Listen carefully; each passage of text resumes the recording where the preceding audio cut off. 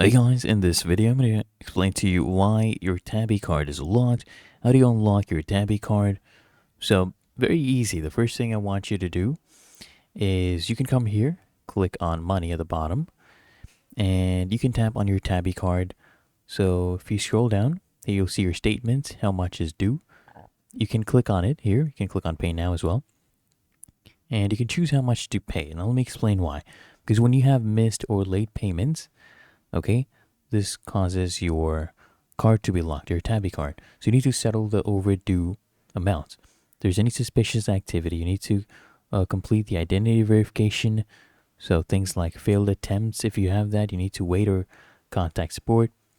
So you just come here, click on pay. You choose your payment method, pay that amount, okay? And once you're all paid up, okay, it will not be locked anymore. You'll be able to use it. So try not to miss the payments, and you will be fine. If you found this helpful, make sure you smash that like button and subscribe to App Mentor.